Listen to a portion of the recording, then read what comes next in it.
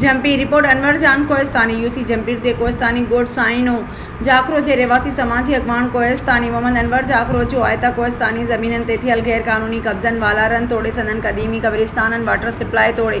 संदन ॻोठनि जी ज़मीननि ते थींदड़ मुबैना कब्ज़नि ख़िलाफ़ आवाज़ उथाइण ते मक़ामी बासर वॾेरो ठारो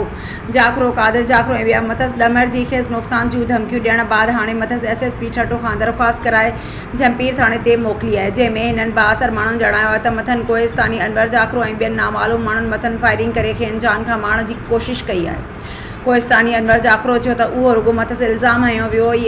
हिन कंहिं ते बि को बि हमिलो न आहे कयो, बल्कि मक़ामी बासर माण्हू खेसि बिलाजवाज़ तंग करे खेसि रस्ते तां हटाइण चाहिनि था। हिन चयो त मज़कूरा माण्हू संदसि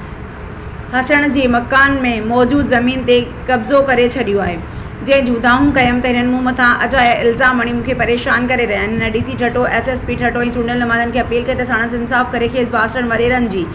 ज़ियादतियुनि खां निजात ॾियारे उन्हनि ख़िलाफ़ कार्रवाई करे उन्हनि जे कब्ज़े कयल तोड़े विकिरो कयल ज़मीननि जी जांच कराए कोहिस्तान वासियुनि सां इंसाफ़ करे संदन ख़िलाफ़ कयल दरख़्वास्त खे रद्द करे खेसि बासर माण्हुनि जी ज़ियादतियुनि मां निजात ॾियारी संदन ॻोठनि ज़मीननि क़दीमी कब्रिस्ताननि वाटर सप्लाई स्कीमनि खे कब्ज़नि खां आजो कराए खेसि नुक़सान जूं धमकियूं ॾींदड़नि ख़िलाफ़ कार्रवाई करे खेसि तहफ़ुज़ मुहैया कयो वञे। जाखरो असां मौजूदु आहियूं। साईं अर्ज़ु इहो आहे त असांजो 1984 खां अॻु में जेको असांजी ज़मीनूं जेके हुयूं ऐं सुपराए पंटी महल जे लॻ पासे में ज़मीनूं ॿई पासा रोड जूं उहे वॾे ठारू ऐं उनजो वांदो वॾो के जाखरो तिन जो विकिरो करे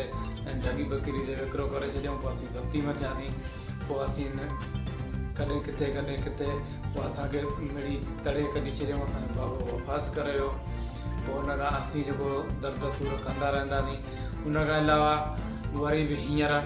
2024 में मुंहिंजी वालदा साहब जेकी फौत थी वई, उन खां पोयां वॾेरो ठारू ऐं मूं ते झूठा इल्ज़ाम लॻाए ऐं मूंखे धमकाए रहियो, तंहिंजे करे मूं वथ वारनि खे चयो ऐं मूं